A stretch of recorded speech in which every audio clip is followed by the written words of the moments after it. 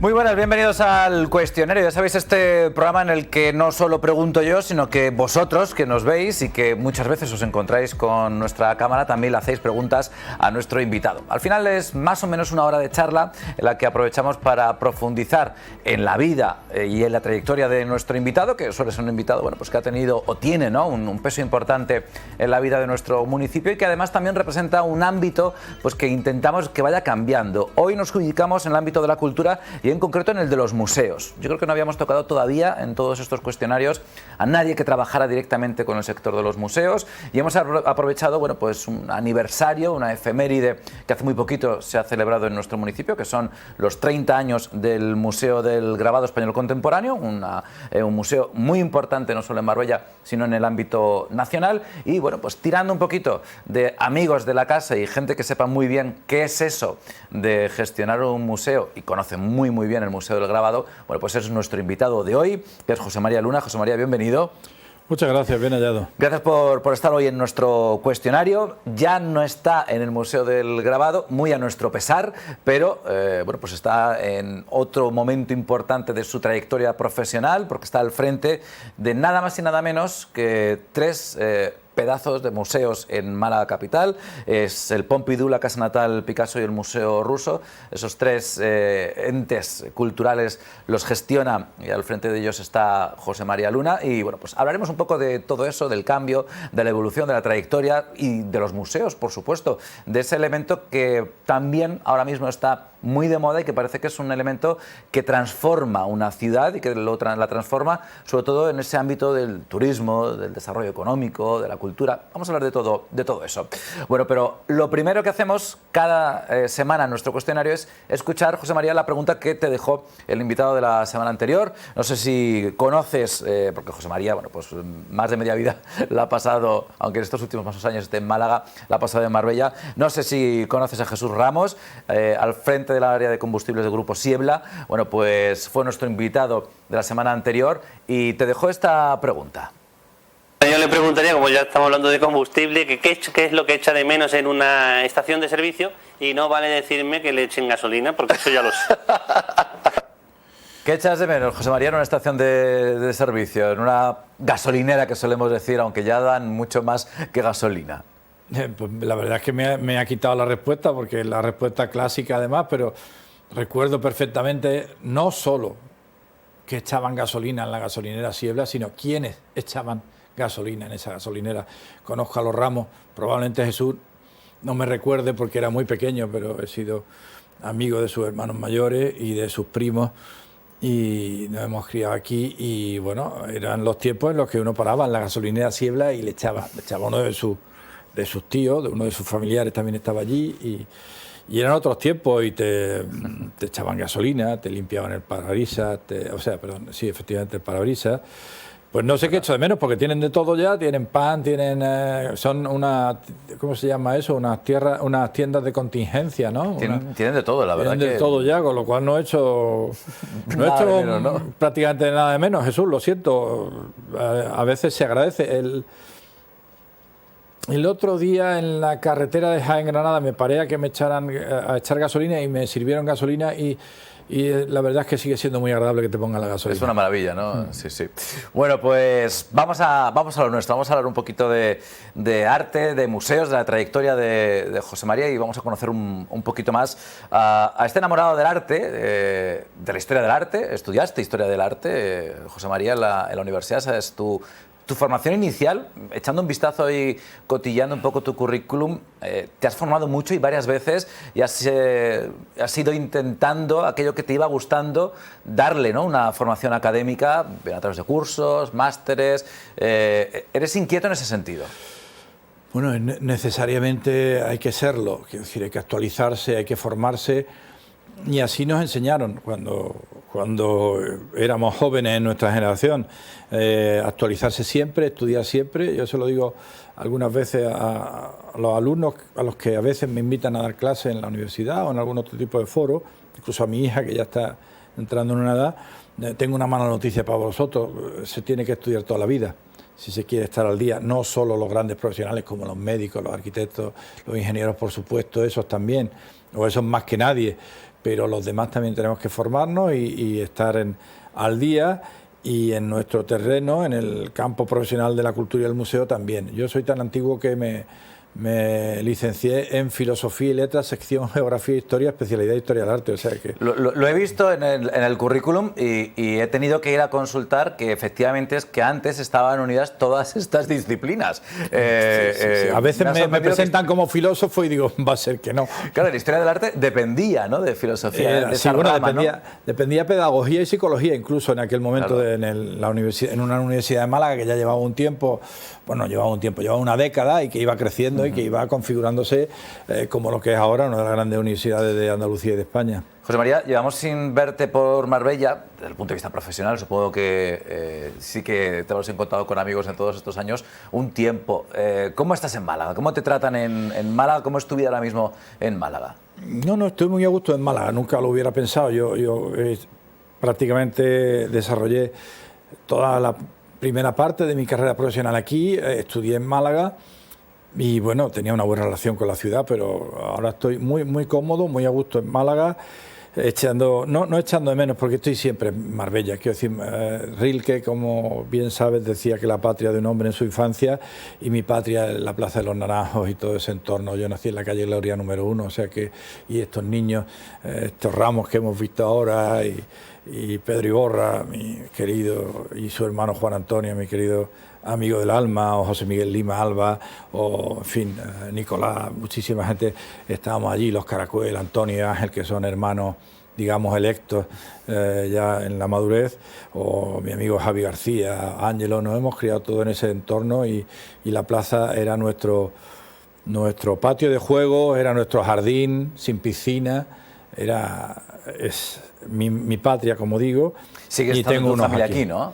Mi familia está aquí, ¿no? Mis hermanos están aquí, mis hermanos electos están aquí, y bueno, pues vengo siempre que puedo. Ahora tengo una agenda un poco más comprometida, mucho más compleja. Estás al frente ahora mismo, para que nos hagamos un poco, que el que no te siga o no sepa exactamente de qué estamos hablando, estás al frente de una parte del proyecto cultural que hay en Málaga Capital, muy potente. Estás gestionando 3 barcos importantes, ¿no? Cada uno despunta en un momento, cada uno tiene su dimensión. Lo digo por lo del Museo Ruso, que iba muy bien hasta que, bueno, y ahí supongo que es el que te ha dado últimamente más como disgustos, los niños, ¿no? Es como los niños, cada uno hay días que te dan. No, bueno, yo gestiono la agencia pública municipal que a su vez coordina la acción de estos 3 centros. El primero, el Museo Casa Natal de Picasso, que es el más antiguo, de 1988, se constituye como fundación pública en aquel momento. La colección del Museo Ruso de Málaga, que se inaugura el 25 de marzo del 2015, y el Centre Pompidou de Málaga, que se inauguró el 28 de marzo del mismo año. Es decir, inauguramos los 2 centros en la misma semana, con el esfuerzo que eso supone para toda una estructura municipal que estuvo volcado en ese asunto, pero que fue un tour de force que solo los que estuvimos implicados en ese proceso sabemos lo que significó y lo intenso que fue. De ahí entendemos eso que decía José María, de que ahora mismo pues la agenda la tienes más apretada de lo que te gustaría, ¿no? Porque es cierto que aparte de lo que propiamente generan, ¿no?, estos 3 centros culturales, que son potentes y que aparte de exposiciones tienen mucha vida, ¿no?, mucha agenda, aparte ya eres alguien también en el panorama cultural provincial y te reclaman en muchos sitios, en muchos momentos, por representación o también muchas veces para compartir experiencia, ¿no? Esto va a sonar feo, muy feo. Va a sonar a lo mejor, pero ya era alguien. Me explico.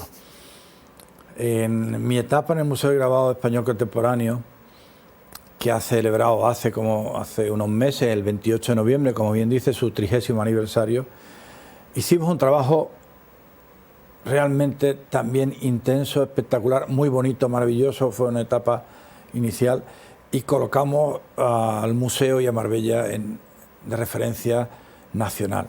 Alcanzamos el Premio Nacional de Obra Gráfica, alcanzamos el Premio Cultura Viva, varios premios más. Trajimos a los más importantes y los más granados de la obra gráfica y del arte contemporáneo en España a Marbella, y bueno, Luego tuve la experiencia maravillosa de la Fundación Rodríguez Acosta en Granada y...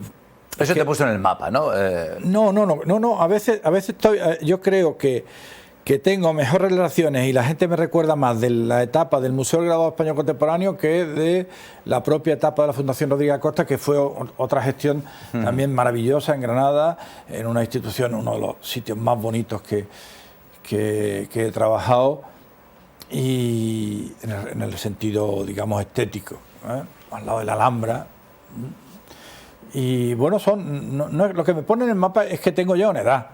Y es que son más de 30 años dedicados a esto, más de 30, mucho más, casi 40 años dedicados a esto, y al final uno, pues efectivamente se va nutriendo de los contactos por arriba, claro, y por abajo. Y ahora Málaga evidentemente está de moda y es un referente no nacional, es un referente internacional. Yo acabo de volver de Italia y me voy la semana que viene a Grecia, y volveré a Italia con 300 Picassos, porque este año además es el cincuentenario de Picasso, ahora a final de junio, pero tengo pendiente ir a Londres, París y Finlandia, que yo recuerde ahora mismo, así un poco y bueno, luego estamos en Jaén este fin de semana como jurado del premio de pintura de Caja Rural de Jaén, que va por su 16ª edición y que está alcanzando un nivel altísimo de calidad, y tengo la suerte de tener a muchos amigos y muchos conocidos en este mundo después de 40 años y la gestión de la... Pero que tampoco piense la gente que voy de vacaciones. Quiero decir que a París, cuando he dicho que he ido, he cogido un avión a las 6 de la mañana y he vuelto en el avión de las 9 de la noche. Suerte la nuestra entonces es que nos hayas hecho este hueco en la agenda. Yo encantado, y además es una oportunidad para volver a Marbella, aunque sea... tenía pensamiento de dedicar la tarde a Marbella, pero me temo que voy a volverme pronto. Vamos a abrir el video wall, este pantallón grande donde escuchamos las preguntas que nos llegan desde la calle. Ya sabéis que salimos cada semana justo antes de que venga nuestro invitado a la calle con nuestra cámara. Nuestra compañera Carmen se carga de daros la oportunidad de lanzarle vuestras preguntas, vuestras dudas, vuestras inquietudes al invitado de cada semana. Así que vamos a ir escuchando. Tenemos 6, iremos pues en orden porque tenemos que escuchar las 6, así que las repartiremos en los 2 bloques que tenemos. Así que vamos a empezar con la primera. ¿Y cómo gestionan esas obras de arte tan valiosas, el moverlas de un sitio para otro, de ciudades en ciudades o de museo en museo? Sería curioso saberlo. ¿Cómo se hace eso? José María, has dicho, ¿no?, que vas a ir con no sé cuántos Picassos a Bueno, pero Italia. no lo llevo yo, no, yo voy... ¿Cómo se gestiona eso? Pues es curioso, es muy interesante, es muy profesional, muy parametrizado internacionalmente, hay unos estándares.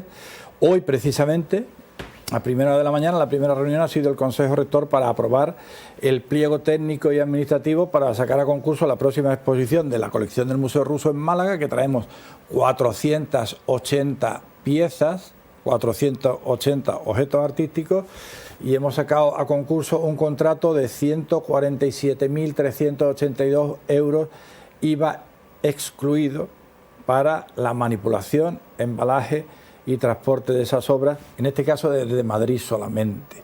Si fueran de distintos puntos habría que haber hecho un presupuesto de concentración en Madrid, luego de traída a Málaga, luego la dispersión.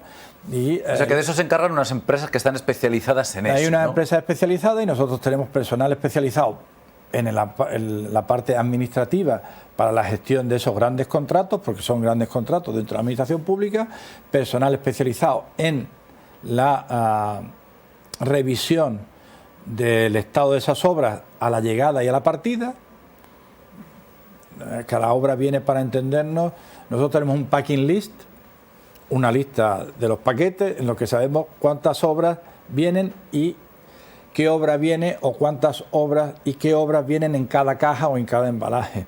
Cada obra trae su historial médico, su condition report, que es revisado al salir y al llegar, y luego vuelto a revisar al salir del punto de exposición al punto de origen, por los especialistas, que son los conservadores, acompañados por unas personas que se llaman correos, que son especialistas de la institución prestadora, que vienen que conocen mejor que nosotros esa obra y que supervisan esa revisión, ese checking del Condition Report. Y a partir de ahí, el personal especializado en manipulación, a las órdenes de un comisario o comisaria, o dos comisarios, en esta ocasión para la exposición de colección del Museo Ruso, que se inaugurará el 25 de julio, Dios mediante, y se la recomiendo a todo el mundo, vamos a tener para una sola exposición 3 especialistas que hacen el comisariado. Un inglés, Iván Samarin, especialista en arte ruso, probablemente el más importante especialista en arte ruso de Europa. Un español, Juan Manuel Bonet, para hacer la selección de las obras de arte no ruso. Juan Manuel Bonet, ex director del Reina Sofía y ex director del Instituto Cervantes a nivel mundial, y José María Faraldo, el profesor de la Universidad Complutense, para los documentos, archivos y fotografías relacionados con la Revolución Soviética que vendrán a esa exposición. O sea que es un proceso complejísimo.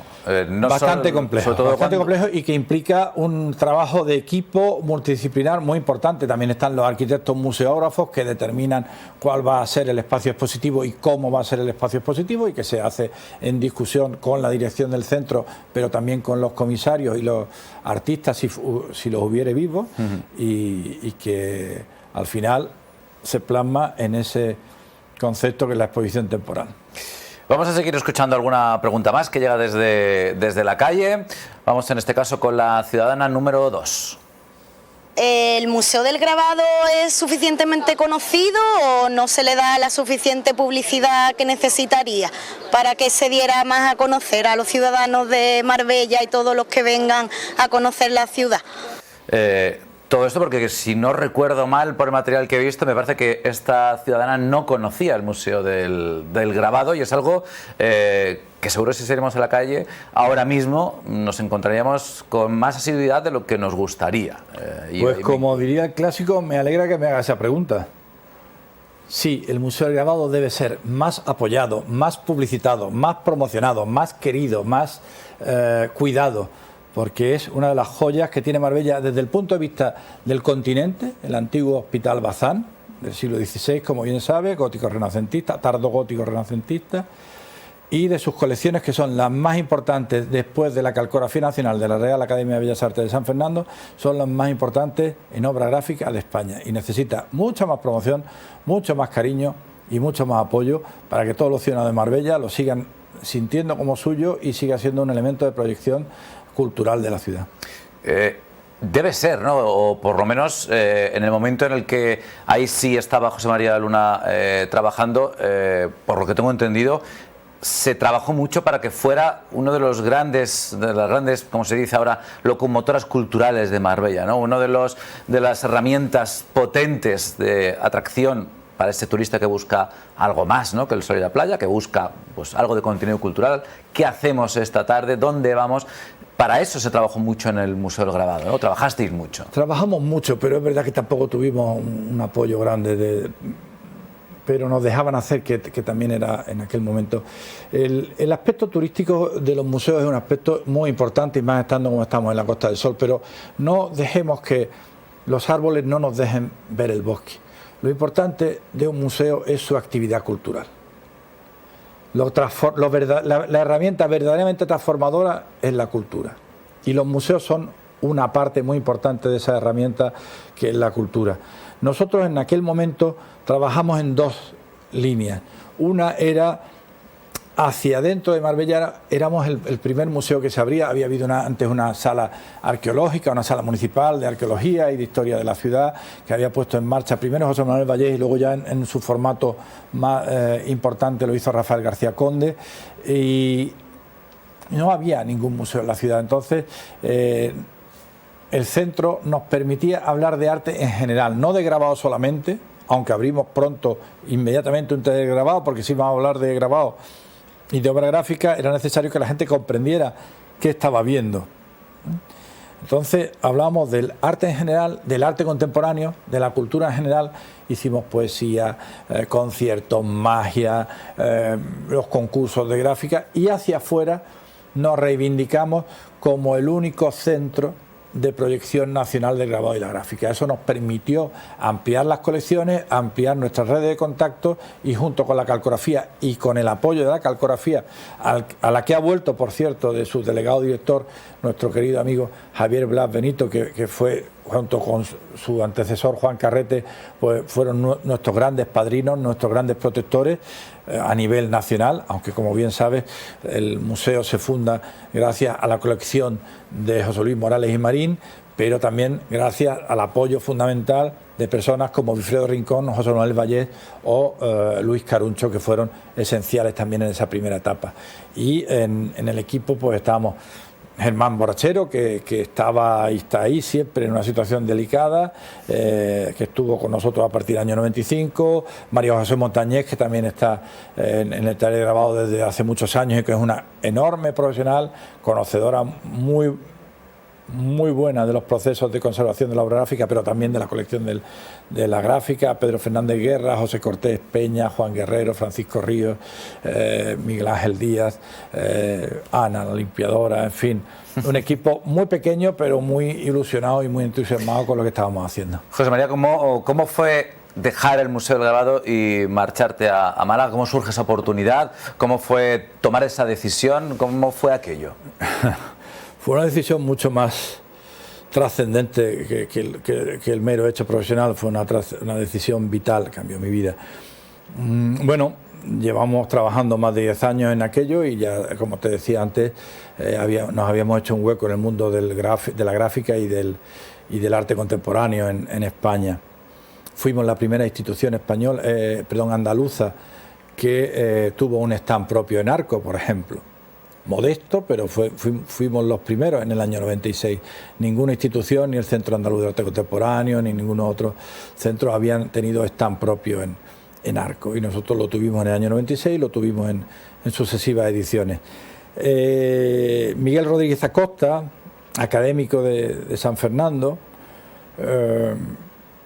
hicimos una exposición con él porque ganó el Premio Nacional de Grabado, nos entendimos bien y en un momento el boom inmobiliario en el que las empresas de su familia habían ido muy bien, decidió que la Fundación Rodríguez Acosta, que es la quinta más antigua de España, que tiene su sede en uno de los cármenes más bonitos de Granada, que es un monumento nacional, porque es uno de los representantes más exquisitos de la arquitectura del movimiento moderno en España, y que alberga también el Instituto Gómez Moreno, decide que es el momento de que esa fundación tenga un director profesional, porque hasta entonces él había ejercido como presidente y director. Y me invita. Bueno, fue curioso, me voy a comer el tiempo porque hablo mucho, pero bueno, fue muy curioso porque yo estaba preparando un artículo, una conferencia, en aquella época había ya móviles, pero había ordenadores y me había tomado la tarde con el móvil desconectado para preparar algo, no me acuerdo, una conferencia. Hoy no podría, hoy no puedo permitirme el lujo de desconectar el teléfono toda la tarde. Y por la noche aparecen 20 llamadas, y no estoy exagerando, si no eran 20 eran 23, de un número de Málaga fijo, un 952. A la mañana siguiente yo llamo a ese teléfono y es el Hotel Marbella Club. Digo, oiga, tengo una llamada de este teléfono. Sí, es el Marbella Club. Digo, mire, soy José María Luna, no sé, me ha podido llamar a lo mejor el Conde Rudy. No ha llegado todavía. Bueno, pues luego llamaré a ver si ha sido el Conde Rudy, porque siempre he tenido una muy buena relación con el Conde Rudy y con la princesa María Luisa, y bueno, igual podía ser por las cofradías, que podía ser por la cultura, por lo que fuera, no sé, podía haberme llamado por algo. Y a media mañana me vuelven a llamar de ese teléfono y es Miguel, que ya lo supe después, solía alojarse con frecuencia en el Marbella Club, y me cuenta esto: oye, quiero convertir la fundación en una estructura profesional. Y quiero que estés tú. Claro que estés. Y quiero que estés tú. Mi exmujer recuerda que le dije, me voy a Granada. En ese sentido, tú no tenías que tomar ninguna decisión, estaba tomada, es decir, el proyecto te interesaba, por supuesto, ¿no? el Museo del Grabado Español Contemporáneo va a ser siempre mi niño, mi criatura. Lo puse en marcha, estuve desde el principio, no desde la apertura, no, desde antes de las negociaciones. Yo hice el informe sobre la colección de José Luis Morales. Yo fui a Madrid, José Luis Morales y Wilfredo Rincón, el día 6 de enero del año 1991, me dijeron, oye, hemos hablado con el alcalde, perdón, del año 1992, hemos hablado con el alcalde y con el equipo del ayuntamiento y queremos que tú también seas el director de este museo y que lo lleves con nosotros. Pero llegado otro reto. Había sido una etapa muy dura y muy difícil. Y el reto era precioso porque yo conocía la fundación de mi época de estudiante, el Instituto Gómez Moreno, Miguel Rodríguez Acosta, que está vivo, que voy a ir a verle ahora en menos de un mes a Granada. Es un máster en sí mismo de elegancia, de profesionalidad, de categoría y me apetecía muchísimo trabajar con él y fue una etapa maravillosa. Allí hubo que renovar todas las estructuras en todos los sentidos, profesionales y también estructurales de la propia arquitectura. Conseguí levantar cerca de 2 millones de euros en recursos para... O sea, José María, que para ir... Sí, perdón. Nos dilatamos mucho, me encanta lo que me cuentas, pero hablábamos de esa decisión que, por lo que intuyo, lo complicado fue encajar en lo personal, ¿no? La decisión... Sí, familiar, personal, era la que complicaba todo, ¿no? Se complicó todo, pero yo tenía claro que quería vivir esa experiencia y la viví. Y bueno, fueron unos momentos intensos y me cambiaron la vida en todos los sentidos, en lo personal y en lo profesional, y estoy muy contento de... Y de ahí surgió, supongo, la otra oportunidad, ¿no? La de Málaga, ¿no? Porque estabas... Bueno, ¿en Granada o no? No. Ahí llega la crisis del ladrillo también, que nosotros la empezamos a percibir como dependíamos de empresas inmobiliarias y de la Caja General de Ahorros de Granada, nosotros empezamos a percibirla. En el 2007 empezaron a saltar las primeras alarmas, los primeros datos que... Supongo que más arriba se sabría más, pero nosotros empezamos a notar cosas raras en el 7, en el 8 fue todo un poco más complicado y a final del 8 ya sabíamos qué iba a pasar. Entonces a principios del 9 yo llegué a un acuerdo con la familia Rodríguez Acosta, con la que siempre he mantenido una relación maravillosa y fueron muy generosos. Yo creo que también di todo lo que tenía en aquel periodo y solicité el reingreso en el Ayuntamiento de Marbella, a la plaza que tengo, en el Museo del Grabado, y ahí tuve la suerte de encontrarme con un buen amigo mío, que es Javier García Ruiz, que conocía perfectamente el Ayuntamiento de Marbella y que era el delegado de servicios operativos y que conocía perfectamente también, porque había trabajado con José Manuel Vallés, cómo surgió el museo y lo que habíamos hecho en el museo, y tuvimos la oportunidad, gracias al apoyo de Javier desde servicios operativos, de darle la vuelta al museo. Yo ya tenía toda la experiencia adquirida en el museo, más la experiencia... ¿Te volviste otra vez al Museo del Grabado? Más la experiencia adquirida en Granada, y le dimos una vuelta casi como un calcetín al museo, que nos quedó precioso. Y ya estaba empezando a estar otra vez feliz aquí, y fue el alcalde de Málaga el que me llama y me ofrece la casa natal de Picasso. Y bueno, era otro reto profesional también maravilloso, y ya luego pues vino un octubre, lo recuerdo yo, tengo muy buena memoria, hasta ahora voy teniendo muy buena memoria, hasta ahora. Recuerdo también el momento en el que, comiendo con unos amigos, me tuve que salir porque me llamaba el alcalde de París y me decía que al día siguiente anunciaban el acuerdo con el Pompidou y que también te ibas a encargar del Pompidou y del Museo Ruso. No, del Museo Ruso viene después y tiene también, si quieres, luego te la cuento, una génesis muy marbellí. Vale, perfecto, pues vamos a escuchar esa tercera pregunta de este primer bloque, antes de hacer un cortecito para la publi, pero vamos a escuchar a este caballero primero. Me gustaría saber, cuando ponen una exposición, en qué criterio se basa para exponerla y que atraiga al mayor público posible. No sé si se refiere este caballero a cómo se dispone, ¿no? una exposición, cómo se coloca, cómo se ordena. No, parece más por el tema del artista. El artista, ¿no? Como... Bueno, ahí depende de cada museo. Cada museo tiene su personalidad y tiene su misión y por tanto su objetivo, y en función de esa misión y esos objetivos tiene que enfocarse en un tipo de exposición que pueden ser monográficas o colectivas, en el caso de la artística, o pueden tener otro tema histórico o científico, porque museos hay de muchas clases. yo estoy especializado en los museos de historia del arte o los museos artísticos. En los museos artísticos, evidentemente, seleccionamos calidad, excelencia y, en el caso de la individual o en el caso de las colectivas, que nos ayuden a aportar un conocimiento sobre un periodo, sobre un tema o sobre una situación o sobre un artista y contextualizarlo. Eso depende de cada director y depende, a pesar de lo que muchas veces se piensa con respecto al arte contemporáneo, depende de una apreciación mucho más objetiva de lo que la gente pueda creer. No hay tanta subjetividad en el asunto del arte contemporáneo como la gente piensa. Ahora hablaremos de un poquito de arte contemporáneo, que también es un tema que siempre es algo polémico, ¿no? Y sigue siendo, bueno, pues un elemento que por lo menos genera mucho debate siempre. Ahora vamos a hacer una pequeña pausa y continuamos charlando con José María Luna.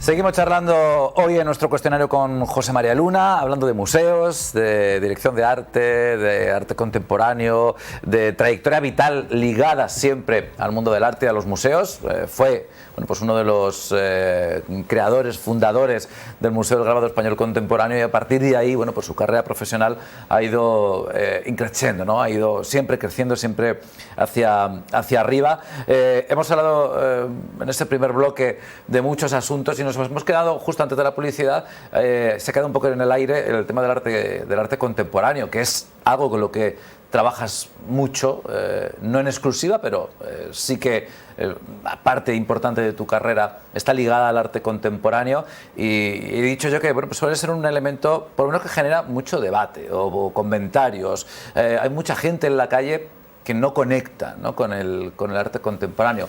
Velázquez y Goya, pues prácticamente le gusta a todo el mundo, ¿no? Unos con más fuerza, otros con menos, y no hay que explicar nada ni explicar el por qué esa gente es importante y por qué lo que están viendo merece la pena y tiene un valor. Con el arte contemporáneo es distinto, y ahí siempre jugáis un papel también los museos muy destacado, ¿no? Por lo menos para intentar culturizarnos, entre comillas. Un papel institucional. Es que ahí está la clave del asunto, en el explicar. La gente quiere explicaciones. Y el arte contemporáneo empieza por la sensación, por las sensaciones, por las emociones. Y una vez que uno se emociona o no, o se emociona en un sentido o en otro, porque la gente está acostumbrada a citar a Velázquez, a Goya, quizá un poco menos Goya, si profundizamos en Goya, pero la gente está acostumbrada a las emociones y las sensaciones agradables, plásticamente y estéticamente agradable. Goya, como reconocemos que pinta un caballo, que pinta un señor, lo asociamos también a una emoción agradable, pero Goya en las pinturas negras no puede ser más desagradable. Los fusilamientos del 3 de mayo o el 2 de mayo en Madrid no pueden ser más intensamente. El retrato de la familia de Carlos IV no puede ser una familia más fea. Pero como se reconoce, se admira un poco esa habilidad manual para confeccionar una imagen. Hace mucho tiempo, y en eso tienen que ver dos personas muy importantes con las que trabajo ahora mismo. Un tipo que nace en la Plaza de la Merced y que se llama Pablo Picasso. Y otro es otro tipo que es ruso, que se llama Kazimir Malevich. Ambos dos, desde distintos puntos de la geografía, pero desde distintos puntos también de la conceptualización, se cargan el modo de representación tradicional renacentista al que estamos todos acostumbrados. La perspectiva, el reconocimiento y la figura. A partir de ahí, el arte empieza a discurrir por unos senderos absolutamente impredecibles, donde muchos, aprovechando, valga la redundancia, esa falta de conocimiento o esa falta de entendimiento del arte, intentan meterse. Pero al final la institución arte depura eso y lo que al final queda es el arte de verdad. En el arte contemporáneo además hay otro problema, y es la falta de perspectiva temporal. Es decir, estamos demasiado cerca para discernir, excepto en algunos casos ya muy concretos, qué va a quedar para siempre y qué va a ir quedándose en el camino como moda, como ocurrencia. ¿Qué pasaría, supongo, ahora con la perspectiva temporal? Nadie lo cuestiona, pero pasaría en su momento con Picasso. Picasso, en el momento en el que empieza a mostrar lo que está haciendo, yo supongo que aquel que lo viera, que lo intentara incluso, no sé, exponer, no entendería gran parte. Bueno, ¿no? La señorita Aviñón, que es el hito referencial que cambia todo eso que te decía antes, se pinta en el 7, 1907, y no se expone hasta el 14.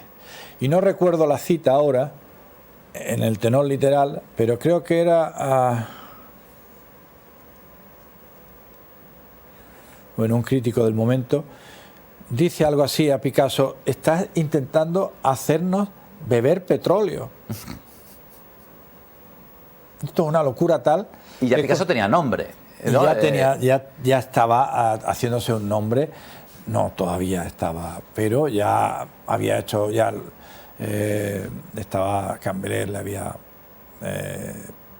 cogido y le había hecho, por ejemplo, la serie de los Saltimbanqui, le habían comprado, ya estaba más o menos haciéndose un nombre en el circuito parisino y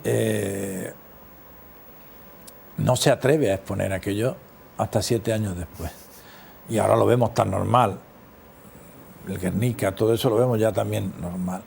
Picasso incluso es más fácil de ver que el otro artista que he citado, Kazimierz Malevich, porque Picasso, a pesar de lo que la gente piense, nunca abandona la figuración. No es lo que la gente piensa, un pintor entiende como un pintor realista, porque los pintores realistas, por cierto, no existen, porque los pintores no pintan nunca la realidad. Pero siempre es un pintor o un artista figurativo, siempre hay una figura detrás a la que remite, siempre hay algo que puedes entender. Malevich no ves se mueve un caballo, no ves una paloma. Claro, ves un cuadrado negro sobre fondo blanco, entonces la gente puede pensar, jolín, esto, pero es que eso viene... Y hay algo que también, ya seguimos con las preguntas, que si nos enfrascamos en estas historias artísticas se nos va un poco, pero... Yo creo que con el arte contemporáneo pasa que hay mucha gente que se ve capaz de hacer lo que ha hecho el artista, lo que expone el artista.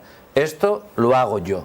Eso yo lo escucho prácticamente en cada exposición que voy, como haya, pues eso, algo de abstracción, de trazo grande. Yo siempre hago la misma respuesta. Te dejo delante, te traigo ahora la paleta de color, te traigo un lienzo igual y hazlo igual. Ni delante. Nadie sería capaz de reproducir lo que hay ahí. Porque detrás de cada cuadro hay un mundo. Acabo de citar que he vuelto de Jaén, había un chico de Sevilla que está becado en Italia, no sé si estaba en Florencia, y nos ha traído un 1,5 metros por 1,5 metros, y era un azul con unas líneas, con una cuadrícula. Claro, la gente normal yo puedo comprender que no lo entienda. Pero detrás de eso estaba todo el Renacimiento, porque todo ese azul era lapislázuli, que es el que se emplea en el Renacimiento. Había pintado con lápiz de punta de oro. Eran 30 capas, 30 veladuras, es decir, no era... Cuando uno se acerca a un azul... O con rodillo. No, exactamente, no, son 30 capas buscando la veladura para que ese efecto reverberante de ese azul que le da el lapislázuli y que le remite a toda esa historia y esa tradición renacentista, pueda a la vez luego marcarla con ese lápiz de punta de oro para remitirnos a las perspectivas renacentistas a las que yo hacía mención antes. Vamos a continuar, vamos a escuchar más preguntas que nos llegan desde la calle. Vamos con el ciudadano número 4. El tema es que me gustaría saber cómo se puede enganchar a gente joven y no tan joven el hecho de acudir a museos, a centros culturales y demás. Pregunta del millón, y algo que supongo todos los que estáis al frente, ¿no? de instituciones culturales, de museos, incluso de galerías, ¿no? Una de las grandes preocupaciones que tenemos es lo que llamamos no públicos, y ahí sobre eso hay muchísima bibliografía, muchísima publicación. Lo primero que tiene que entender la gente es que cuando uno entra a una galería de arte contemporáneo o a un museo, no le vamos a preguntar lo que saben o no saben de arte. Les vamos a intentar facilitar todo el proceso para que, como decía antes, disfruten. Y si les gusta, aprendan más. En una galería de arte no le van a decir, ¿tiene usted dinero para comprar el cuadro? No, no. Van a ser bien recibidos aunque no compren. Y en un museo son bien recibidos. Y no es un problema de dinero porque todos los museos en España y prácticamente en el mundo tienen o día o tarde gratuita o descuentos para personas con problemas económicos o descuentos para... depende de qué... O sea, que se puede ir a un museo siempre y en ningún museo le van a preguntar, oiga, ¿sabe usted algo de este museo? No. Entre usted, disfrute. Esto es como la ópera. Todo el mundo en la ducha canta alguna vez el coro de los esclavos de Verdi. Pues si vas a la ópera, al principio igual no te engancha, pero si te preocupas por saber de qué va el libreto, si luego tienes conocimientos musicales, en el mundo de la cultura hay que hacer un pequeño esfuerzo como se hace en el mundo del deporte. Es decir, no se corre una media maratón o una maratón en 2 días. Hay que planificarlo y entrenarlo a tiempo. Pero sí que es cierto que hay lo que comentas, hay mucha gente que le da miedo entrar. Me da pudor. A una galería de arte, ya ni te cuento. Pienso en galerías pequeñitas que muchas veces tienen cosas interesantes y casi nunca hay nadie. Claro, entrar, que no haya nadie, que esté el señor de la galería y tú echar un vistazo a los cuadros, da un pudor tremendo. Y los museos, pues muchas veces da hasta pereza. Sí, porque piensan que se van a aburrir o que no van a entender y al final hay que dejar... en un museo... Es que el problema es que a un museo no hay que ir... entrar por la primera sala, ver todas las obras que hay en cada sala. En un museo hay que pasear y detenerse donde uno sienta la llamada. Cierto, cierto. Vamos a continuar, vamos con la siguiente ciudadana, con la número 5. Yo soy de aquí de Marbella y yo nunca he ido al Museo del Grabado. Me gustaría que me dijera lo que destacaría del museo para yo ir a verlo, a ver si hay algo que me interese a mí. Tú que lo conoces bien, José María, ¿qué hay en el Museo del Grabado? ¿Por qué deberíamos ir? Bueno, vamos a hacer antes un poquito de publicidad, porque esa es una de mis plazas favoritas. Antes no estaba así, estamos viendo la tienda Tatín de mis amigos los Sanfer Urbanos, también con los que nos hemos criado, y estamos viendo allí la churrería de los nietos de Ramón. Que yo he comprado los churros a Ramón, abuelo, en la esquina de calle Valdés. Pero te va a ser aquí con más años de los que traes, con tanta referencia. No, pero es que es así, los domingos. Cuando se comían churros aquí eran generalmente los domingos. Bueno, a lo mejor la gente más pudiente comía todos los días, pero en aquella época era un lujo dominical. En el Museo de Grabado, lo primero que tiene que ver esta señora es el edificio. Está ante uno de los monumentos de la arquitectura civil más importantes de la ciudad, que es el antiguo Hospital Bazán, que tiene además una historia muy bonita porque era no es un hospital renacentista al uso, como pudiera ser el Hospital de la Misericordia o de San Juan de Dios o el Hospitalillo, sino que es un hospital que surge o que se hace en las casas palacios de don Alonso de Bazán, que es el señor que le da nombre a la calle del antiguo Correo donde está Goyo. Vamos a ir publicidad a tope. Conserva una de las estructuras más interesantes, además esa historia, como digo, don Alonso de Bazán, que al final muere sin descendencia, decide que esas casas palacias suyas, que tienen 3 crujías porque es por anexión de distintas casas, se dediquen a un hospital para menesterosos locales, porque hasta entonces los pobres locales no tenían donde se les atendiera, porque los menesterosos transeúntes sí eran atendidos en el Hospital de la Misericordia, que se había creado para tal. Entonces los menesterosos locales podían ser atendidos ahí gracias a la herencia de don Alonso de Bazán. Luego dentro, en la colección, va a encontrar lo mejor del arte español contemporáneo en obra gráfica, que no es una copia de las obras, sino que son obras realizadas por los artistas en técnicas especiales, calcográficas, que pueden ir desde el grabado en hueco, que son los grabados de verdad, a la estampación en plano, como la serigrafía o la litografía. Y cuando digo los grabados de verdad, son porque ahí hay incisiones y hay relieve, en la calcografía, perdón, en la litografía y la serigrafía no.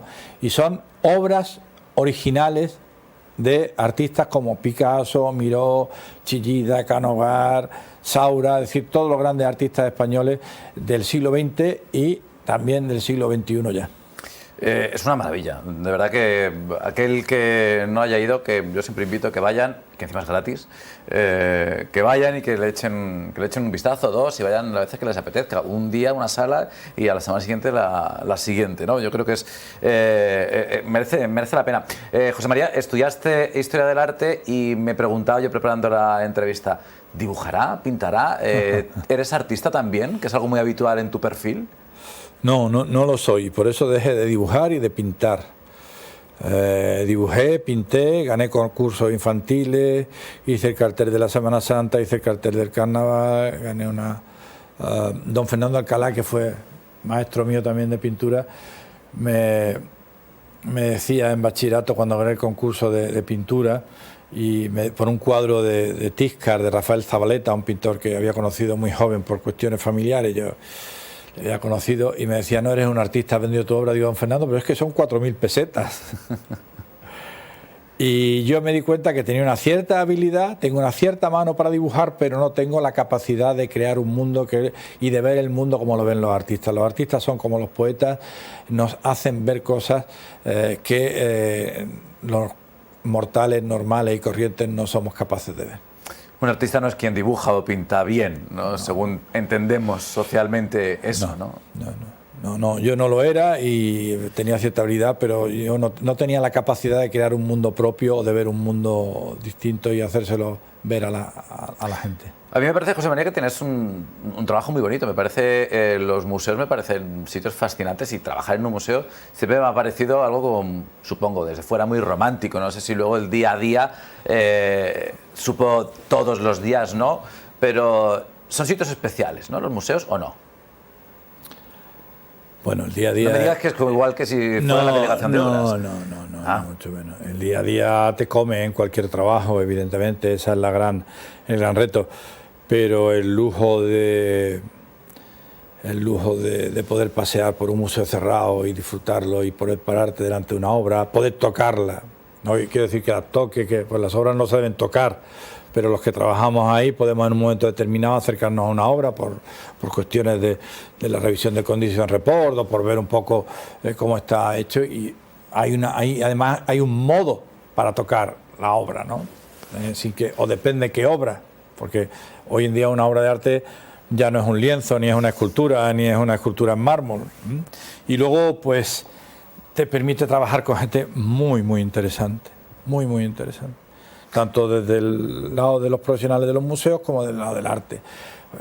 Y luego te permite pequeños lujos. Pues yo acabo de volver de Italia el otro día y fui a la Galería Nacional de Arte Moderna, pero como estaba solo un día y era lunes, estaban los museos cerrados, la directora me hizo el favor de llamar a la Galería Borghese y visitar la Galería Borghese solo, ¿no? Vaya, eso se queda en tu retina. Bueno, afortunadamente he tenido, qué bueno, como tengo mucha edad, como te decía antes, no tanta como parece, pero lo repitas más, yo creo que vas ya por 80, ya vas por 80. No, por 80, pero sí, pero he tenido mucha suerte, he tenido las planchas de Goya, por ejemplo, en mis manos, las planchas de los caprichos y algunas otras joyas también. En mis manos no quiere decir que, porque ahí sí que el papel es delicado, pero así. Bien cerca, bien cerca. ¿Cómo te ves? Vamos a hacer un poquito de periodismo ficción, que nos encanta esto a nosotros. ¿Cómo te ves dentro de unos años? ¿Te proyectas hacia adelante y qué ves? Bueno, a pesar de lo que estoy diciendo, creo que me quedan todavía algunos años muy fructíferos de trabajo. Tengo ganas, tengo ilusión y me veo trabajando en esto y haciendo cosas con la gente que me apetece y asumiendo retos, absolutamente abierto a cualquier reto que venga. Pues ya saben, los que nos estén viendo, que tengan capacidad de proponerle a José María Luna retos difíciles, casi imposibles, que le trastoquen toda su vida, él los coge fácilmente. Bueno. Ya seguro que menos, ¿no? Con la edad o no. Ese puntito casi kamikaze que uno tiene cuando tiene que lanzarse a este tipo de proyectos? No, tampoco eran, no he asumido ningún reto kamikaze, quiero decir, irse en aquel momento desde aquí a la Fundación Rodríguez Acorta y con las condiciones en las que me fui, irme de aquí a la casa natal y luego ser capaz de poder poner adelante retos como el Pompidou y el Ruso, que no lo hago yo solo, evidentemente, en todos los casos he estado rodeado de muy buenos equipos, bueno, claro. de muy buenos equipos. A veces no, en la mayoría de las ocasiones equipos cortos y presupuestos cortos, pero en cultura esto forma parte del día a día, efectivamente. Pero no he hecho nunca el kamikaze, ni lo voy a hacer ahora, pero si los retos son bonitos, ¿por qué no? Pues seguro que te llegarán más. Creo que nos queda una pregunta de las que teníamos desde la calle, el joven del número 6. Al igual que Málaga ha crecido con el turismo del arte y de los museos, ¿vosotros creéis que Marbella sería capaz de atraer ese tipo de turismo? Vaya pregunta. Vamos a ver. Insisto, las instituciones y entidades culturales principalmente deben estar al servicio de sus ciudadanos, es decir, de la sociedad donde están implantadas e imbricarse directamente con ellos y en su mejora social en su día a día. En el caso de Marbella y de Málaga, evidentemente el turismo tiene un especial protagonismo en esta fórmula. Ninguna fórmula sirve para otro sitio. Claro. Es decir, el caso de Málaga no es el caso Guggenheim de Bilbao, que tantísimas ciudades en España lo intentaron hacer. El caso de Málaga es un caso de diversificación de la oferta sin necesidad de recurrir a arquitectos estrellas y con una planificación estratégica que lleva años. Dicho esto, lo he dicho antes, Marbella debe apostar por el museo y por la oferta cultural, no solo la del museo, primero por sus ciudadanos, pero también por todo ese turismo que se mueve y que está necesitado de una oferta cultural de calidad. Yo no sé, ahora después del COVID, no conozco ese dato, pero antes del COVID, cerca del 70% de las personas que se movían en el mundo por cuestiones de placer, es decir, no obligados, tomaban su decisión de destino final en función de la oferta cultural de ese destino.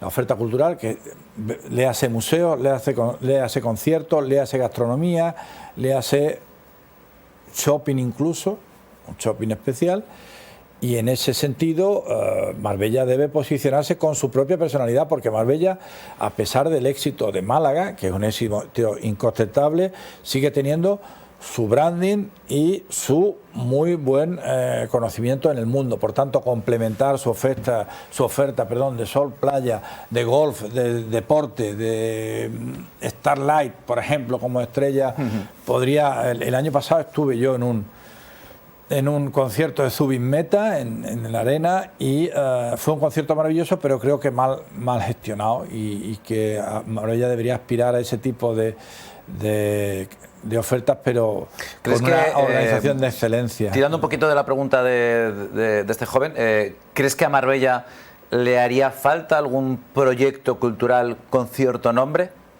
Sí. Como una marca, no sé, sí. Hemos hablado de Pompidou, Museo Ruso de San Petersburgo en su momento, es decir, pero no necesariamente de museo, con una marca, una marca que sea internacional. No, pero puede ser Marbella la que se monte su propia marca, es solo apostar por ello y tener la capacidad de crear ese proyecto que trascienda las fronteras locales y las fronteras internacionales y que tenga una excelencia.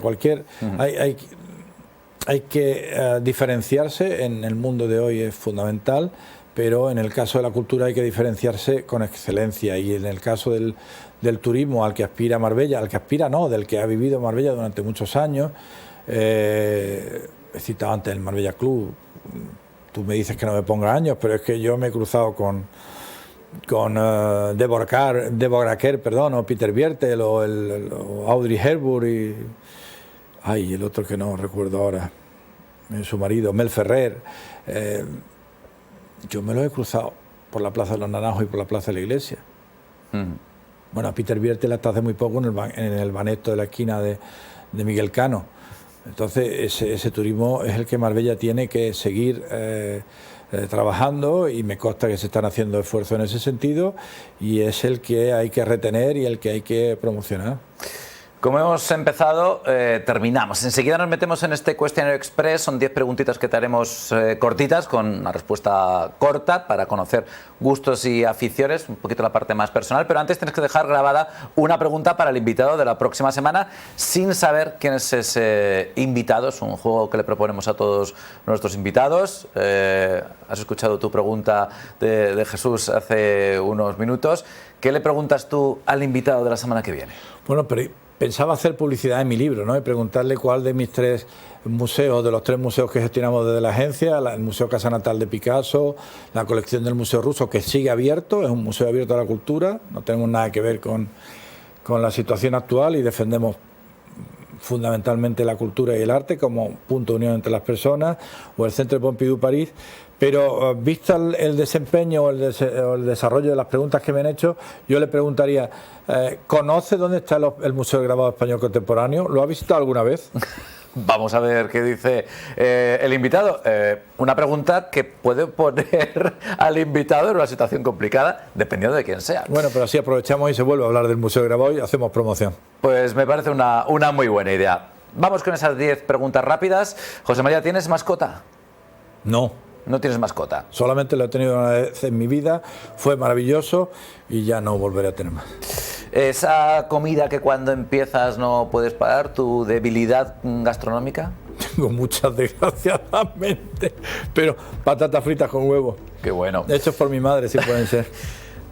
Hemos hablado de viajes, aunque sea por trabajo, conocer muchas partes del mundo. ¿Cuál es tu ciudad favorita? Que no sea Marbella, lógicamente. Acabo de descubrirla hace poco. En el norte de Italia es un Marbella en pequeñito, es un Marbella de los años 60, es Sarzana. Sarzana. Bueno, la primera con S y la segunda con Z, ya que mi ceceo puede inducir a confusión, en la Liguria italiana, en el norte. Qué bueno. ¿Película que has visto 1000 veces y que no te cansas nunca? Bueno, puede parecer una ridiculez ñoña, pero Notting Hill. Notting Hill. ¿Profesión distinta a la actual que te habría gustado desempeñar? Si no te hubieras dedicado a todo esto del mundo del arte, ¿a qué te habría gustado dedicarte? Pues yo no sé, debería elegir entre el marketing y ser profesor. La docencia, que bueno, en parte también, a veces de vez en cuando... Bueno, ahora la practico, ¿no? sí, ahora la practico de vez en cuando, pero... No sé si cocinas o no, ¿cuál es ese plato que mejor preparas?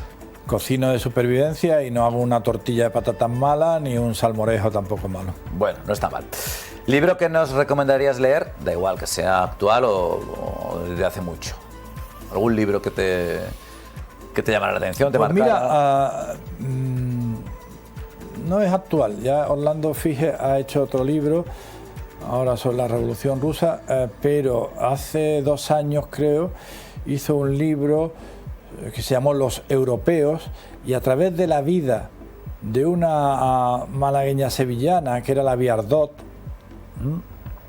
que era una soprano española casada con Luis Viardot, y que era el director del Châtelet, si no recuerdo mal, de París, y uy, cómo estoy de la cabeza, dices tú lo de la edad, y que tuvo un triángulo amoroso con el escritor, oh, madre mía, con un escritor ruso muy, ahora me acordaré antes del final. Orlando Figes narra el nacimiento de la Europa moderna a través del desarrollo de las vías del tren. Y se llama Los Europeos. Los Europeos. Y ahí están incluidos los rusos.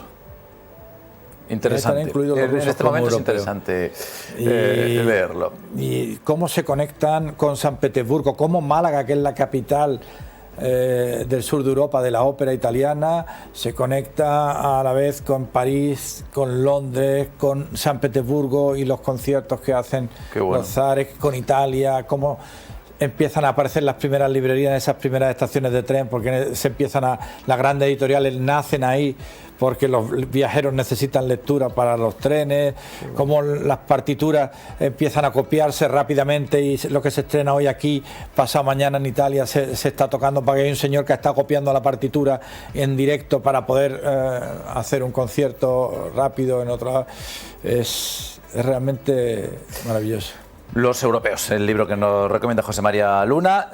¿Alguna serie, ahora que está muy de moda el tema de las series, alguna serie que nos recomendarías? No soy de ver series porque son adictivas y no me lo puedo permitir, pero hace mucho tiempo que sí fui muy fan de Downton Abbey. La podría ver muchas veces. Y terminamos con esa pregunta del millón. Si tuviéramos, hipotéticamente, ¿no?, una lámpara mágica, con su genio, por supuesto, concede deseos, solo un deseo, ¿qué proyecto le regalarías a Marbella? Ese deseo es para dárselo y regalárselo a Marbella. Con ese deseo, que por supuesto todo lo puede, ¿qué proyecto le regalarías a la ciudad? La ampliación del Museo del Grabado Español Contemporáneo, con la recuperación de toda la manzana del Hospital Bazán, incluyendo el Convento de la Trinidad. Buen regalo. Muy buen regalo de parte de José María Luna. Gracias por habernos acompañado, por habernos regalado interpretar agenda este ratito. Ha sido para nosotros un lujo conocerte un poquito más, conocer por ende también un poco más el mundo del arte y por supuesto de nuestro querido Museo del Grabado. Muchas gracias. Muchas gracias, Roberto. Nosotros ponemos punto y final a este cuestionario. Recuerda que a través de nuestra página web rtvmarbella.tv tienes todos los cuestionarios, buscas el menú de nuestro programa del cuestionario y ahí tienes todos los programas anteriores para que los vuelvas a disfrutar. Nos vemos en el siguiente. Adiós.